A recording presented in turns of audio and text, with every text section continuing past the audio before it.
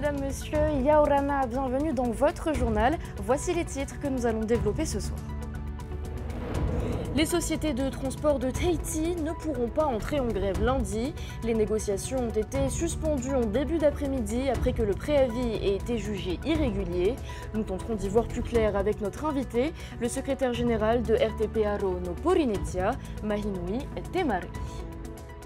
Il a vécu un rêve et compte bien poursuivre son ascension au sommet. Kaoui Vast est revenu ce matin sur son expérience olympique et sur ses projets. Le champion espère maintenant devenir numéro 1 sur le circuit mondial. Une rencontre à voir dans quelques instants. 10 médailles d'or, 3 d'argent et 2 de bronze. La délégation tahitienne continue de s'imposer sur le plan d'eau hawaïen. Nous reviendrons sur la deuxième journée de compétition des championnats du monde de VAR.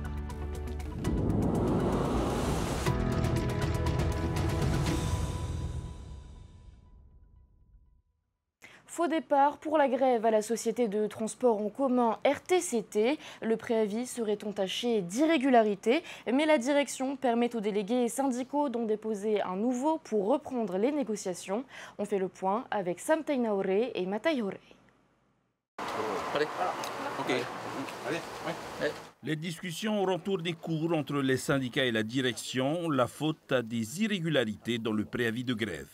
Alors, il y a un non-respect des 5 jours francs, déjà, parce que la grève devait commencer demain dimanche, alors que ça a été déposé, le préavis a été déposé mardi. Et d'autre part, nous, on a quand même une interprétation par rapport aux signataires du préavis de grève. Il n'y a aucune confédération syndicale représentative au niveau du pays qui est signataire. Les syndicats dépositaires du préavis illicite vont revoir leur copie et déposer un nouveau préavis avec l'accord de la direction de la société RTCT. Ils sont pour les discussions. Mais bon, voilà, il y a eu ce petit souci-là. Mais on reprendra les négociations plus tard. Une fois que le préavis aura été... Voilà, c'est ça. Outre la révision des accords d'entreprise, certains salariés voudraient aller jusqu'à revoir la convention collective des transporteurs terrestres. Aujourd'hui, on veut tous revendiquer nos droits. C'est tout ce qu'on demande. La convention collective. C'est pas pour nous seulement, c'est pour tout le monde. Pour tout le monde. On se bat pour tout le monde. Mais cette demande émane d'une minorité de salariés. Les syndicats représentatifs s'opposent à la grève pour entamer des discussions, des désaccords qui se font entendre. Non, c'est ridicule tes idées. C'est ridicule. Tu veux gagner jusqu'à ta vieillesse combien? Dommage. Et pourtant, en discussion, c'est comme ça qu'on peut avancer les choses, mais là, on ne peut pas. Le fin mot de cette journée de concertation est qu'il n'y aura pas de grève lundi. Les syndicats déposeront un nouveau préavis et les discussions reprendront. Le secrétaire général de RTP Aro no Porinetia a assisté à ces négociations. Mahinui Temari Yaorana. Alors mardi, un préavis de grève a été déposé avec pour objectif qu'elle soit effective à la rentrée scolaire. Finalement, on l'a vu, ça ne va pas se passer comme prévu. Qu'est-ce que ça va changer pour vous? Non, pas du tout. Il n'y a pas de répercussions pour vous? Non, il n'y a pas. Au contraire, c'est une bonne chose puisque tout le monde va travailler et à la rentrée, tout le monde sera là. Alors on l'a vu dans le reportage précédent, les syndicats représentatifs, contrairement à vous, s'opposent à la grève pour entamer des discussions. Comment expliquez-vous ces désaccords? La représentativité au niveau du pays, c'est pour les élections, c'est pour tous les secteurs où le pays doit appeler les syndicats. Nous, ce sont des syndicats qui ont été approuvés par le procureur. Donc on a déposé notre statut et ça a été approuvé, donc c'est bon. Et comment expliquez-vous du coup ces différences entre vous? Je ne vais pas expliquer, c'est à eux à expliquer, puisque c'est eux qui disent on ne peut pas. C'est prévu dans le Code du travail et c'est prévu par l'inspection du travail. Alors on va revenir sur Xavier Changsao, le responsable financier des 4 sociétés de transport de Tahiti, qui aurait, je cite, séquestré 4 employés qui sont syndicalistes pendant plusieurs heures. Ce sont pourtant des accusations que lui dément. Oui, c'est un peu facile, puisque j'avais posé la question même là ce soir, la personne qui s'est occupée de ça, parce que j'ai appelé moi-même, personnellement j'ai appelé, pourquoi on vous a mis dans ce local? Ça n'a jamais été fait, mais aujourd'hui oui. D'après Willy, c'est prévu, c'est nouveau ça, mais pourquoi il n'y a que 4 personnes? Et ce sont nos représentants qui sont là-dedans. Donc pour moi, c'est vraiment un problème. Et j'ai appelé, et j'ai demandé de faire par écrit pourquoi et ce sont que les 4 personnes qui doivent rester là-dedans. Ah, cette personne ne veut pas écrire. J'ai dit, ben sors de là. Et suite à cet événement, vous aviez annoncé adresser une lettre au procureur, c'est chose faite? C'est déjà fait. C'est déjà fait. Maintenant, si, parce que la lettre a été envoyée d'abord à l'inspection du travail et j'ai suivi. Parce que je ne peux pas accepter tout. Ce n'est pas une question d'avoir de mauvaises pensées, mais on ne peut pas accepter ça. C'est le même problème qui va se passer à Montréal. À Montréal, le gérant de l'entreprise Warren qui a parlé dans Tahiti Info et qui a dit qu'effectivement, il prend en charge les problèmes d'irrégularité sur le transport, parce que c'est vraiment grave. C'est mise en danger d'autrui. Je ne peux pas laisser passer ça. Et je vais déposer plainte là-dessus. Dans le préavis de grève, il y a 18 points de revendication. Le premier est la mise en place du projet de convention collective. Ça fait plus d'1 an que vous la négociez, que vous l'attendez. Qu'est-ce qu'elle changera pour les employés? Ben, ce qui va changer, c'est d'améliorer leur vie de travail. Ça fait 25 ans, il y en a qui ont travaillé, ça fait 25 ans. Les heures supplémentaires sont payées à jet de pierre. Et l'ancienneté, aujourd'hui, ça y est, il y a beaucoup qui ont repris et l'ancienneté est payée, mais avant, il n'y avait pas ça. Mais le problème, ce n'est pas l'employeur. C'est nous le problème, les syndicalistes. Les 5 centrales syndicalistes ont travaillé dans tous ces entreprises de bus. Mais on n'en a rien fait. Il n'y a pas de convention, il n'y a pas de grille. J'ai vu ce jeune homme qui disait que non, mais il y a déjà une convention. Pas une convention, une grille salariale. Mais il ne sait pas lire, ce monsieur-là. Il ne sait pas ce que c'est qu'une grille salariale. Concernant l'attente de la convention collective, selon vous, la faute ne revient pas qu'à la direction de l'entreprise. Le pays est également en cause, Oui, également tout à sa fait. part de responsabilité. Il faut savoir qu'entre le pays et l'entreprise, il y a un DSP. Il y a une convention qui est signée entre eux et que l'entreprise doit respecter les conventions. C'est-à-dire pour la sécurité, rien n'a été fait. Et le syndicat est là pour soutenir l'entreprise parce qu'on est obligé de soutenir l'entreprise au lieu qu'on le mette dehors. Mais le problème, la sécurité, ce n'est pas nous. Ce n'est pas nous qui doit mettre en place, c'est l'entreprise qui doit mettre en place. Il y a beaucoup de personnes qui ont été tabassées et je remercie la personne qui a pris des films parce que j'ai jamais vu ça. J'ai entendu parler, j'ai vu des chauffeurs blessés, 1 an d'ITT, ça j'ai vu ça. Mais dans le bus, non, j'ai pas vu. Il y en a qui nettoient leur bus et qui tombent raidement, sont fatigués. Une fois que le nouveau préavis de grève sera déposé, si vous ne parvenez pas à vous entendre et que la grève devient effective, et quelles seront les conséquences pour les quelques 50 000 usagers quotidiens de ces transports en commun? Ben, il n'y aura plus de transport et tous les chauffeurs vont arrêter. Sur Tahiti et sur Moorea? Sur Tahiti et sur Moorea. Ils vont arrêter parce que sur Moorea, c'est vraiment grave. L'employeur est en train de trier les chauffeurs alors que... Pourquoi ils veulent trier les chauffeurs? Quand il y a un problème. Par exemple, il y a des bus qui n'ont pas de papier. Ça a été autorisé par le ministre. C'est ce que j'ai vu dans Tahiti Info. Le ministre est au courant, il a dit « Prends le camion, ne t'en fais pas, il n'y a pas de problème. » Alors que ce camion n'a pas été vérifié par le transport. Il n'y a pas de papier, c'est un sans-papier. C'est un sans-papier, on ne peut pas accepter ça. C'est mise en danger d'autrui. Il y a même des chauffeurs qui ont des maladies épileptiques qui conduit. Et il y a eu des accidents. Heureusement, ce n'est pas grave. Parce que j'ai un motois qui est décédé à Fatawa, celle qui est décédée avec un accident avec un monsieur qui a ce problème de maladie. On ne peut pas accepter ça. Et pour eux, ce n'est pas grave. Pour le ministre, ce n'est pas grave. Une toute dernière question. Quand auront lieu les prochaines négociations avec RTCT? Vous avez déjà une date? Il faut poser la question au patron parce que c'est eux qui doivent nous inviter. Quand on dépose le préavis, il faut qu'on négocie. On a 5 jours. Donc, c'est à eux à nous envoyer les invitations. Ah bien, merci beaucoup, Mahinoui Temari, pour toutes ces précisions. Je vous en prie. Autres conflits sociaux, ceux entre les entreprises de sûreté ADT et l'intersyndicale.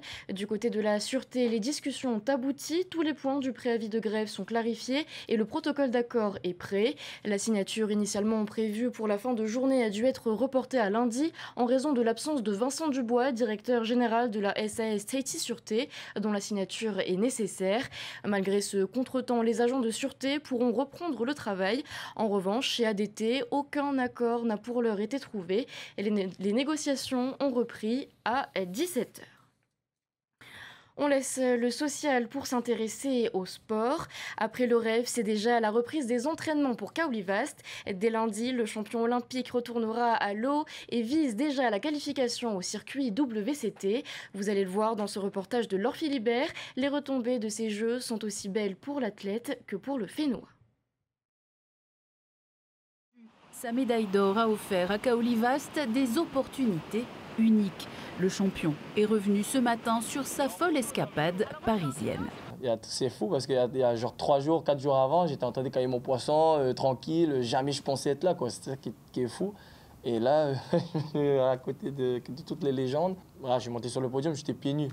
Les gens, ils ont halluciné, ils m'ont dit attends, t'aurais pu avoir une chaussure Dior, je sais rien, des trucs. Non, ça c'est des choses comme ça et moi, avec ces mentir, je connais rien. Moi, Fashion Week, je ne savais même pas ce que c'était avant. Je découvre tout. Moi, je suis partant pour toutes les nouvelles expériences. Moi, c'était vraiment que du kiff d'être sur des plateaux télé avec des personnes que j'ai tout le temps regardé.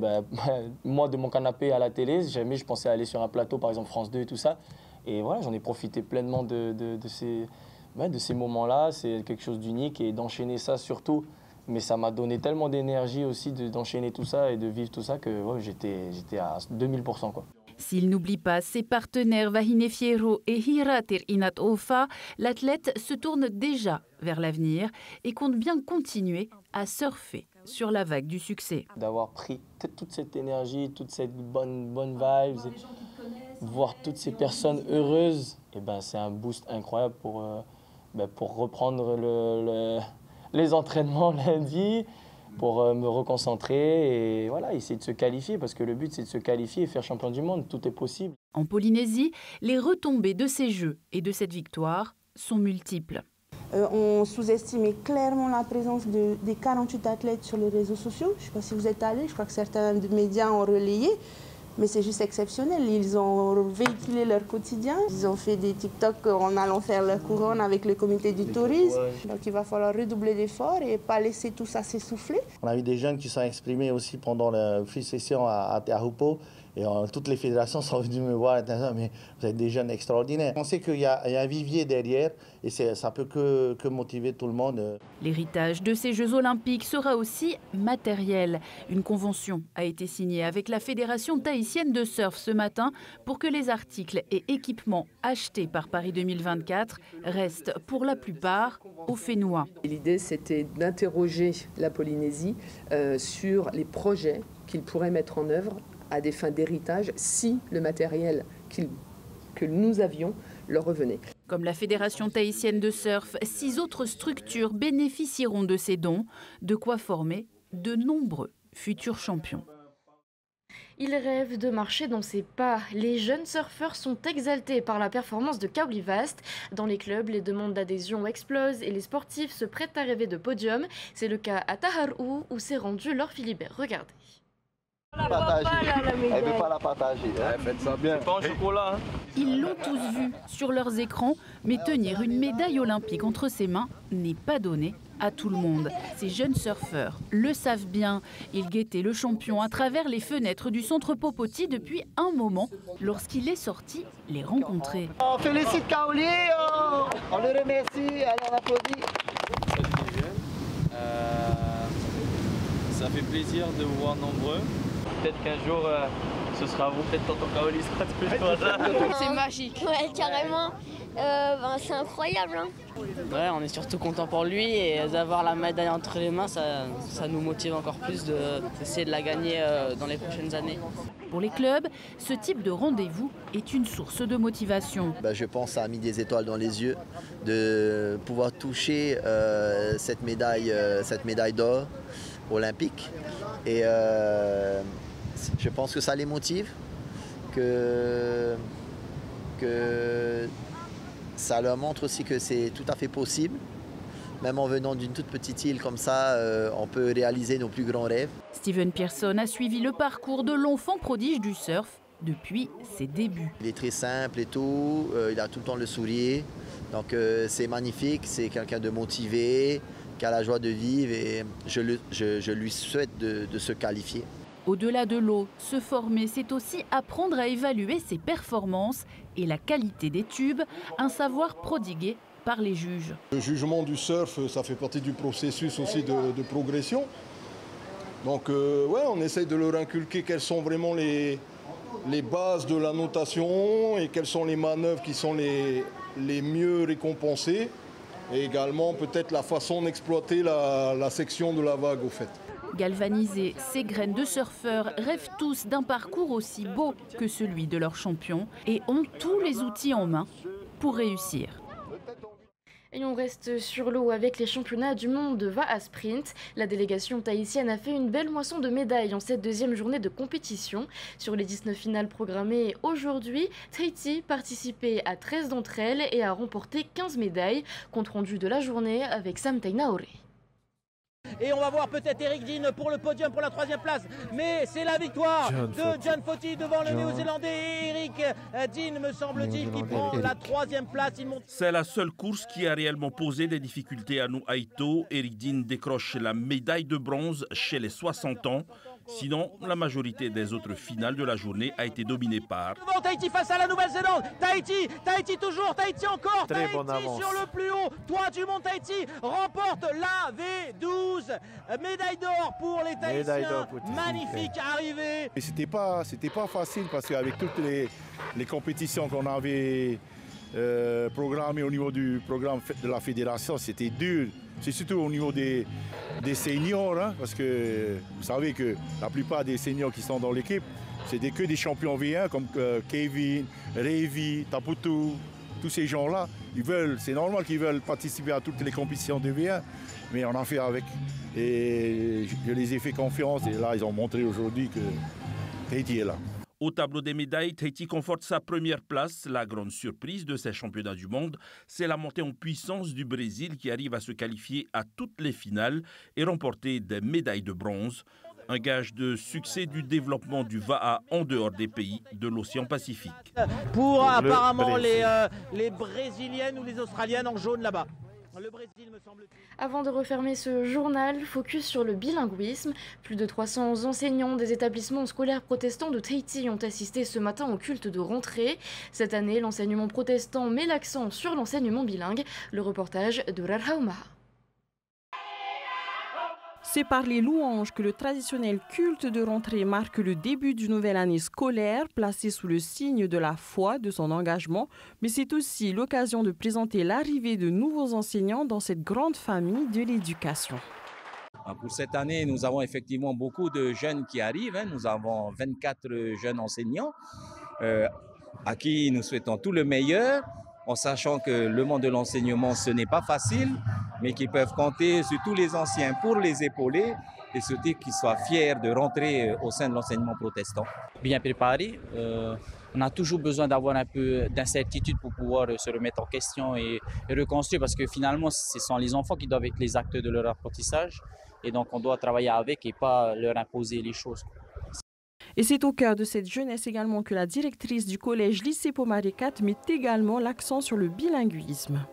Alors, nous avons bien entendu la lettre du ministre qui demandait de l'innovation pédagogique, qui demandait d'axer sur la culture, d'axer sur l'apprentissage des langues. C'est ce que nous faisons déjà à Pomaricat. Nous avons ouvert des classes bilingues en Reo Tahiti, nous avons des classes bilingues en anglais, nous enseignons le mandarin, nous participons au Hevatore 1, donc beaucoup de choses qui sont proposées aux élèves pour répondre aux attentes du ministre. Cette année, plus que jamais, l'ouverture culturelle mais aussi linguistique seront de mise, une initiative qui s'inscrit parfaitement dans les valeurs des écoles protestantes. Bonne rentrée à tous et faisons en sorte que nous puissions nous réjouir des résultats de nos enfants et surtout faire en sorte que le Seigneur soit toujours avec nous. Et c'est sur ce message que s'achève ce journal. Merci de l'avoir suivi. Et dans un instant, envoyez votre émission Waves qui vous propose de revenir sur une compétition intercommunale, la Horoué Matain-A Tag Team 2024. Ensuite, passez la soirée en famille devant The Voice Kids. Je vous souhaite de passer une très belle soirée. On se retrouve demain. Retrouvez ce journal en replay sur notre site internet et notre application mobile TNTV.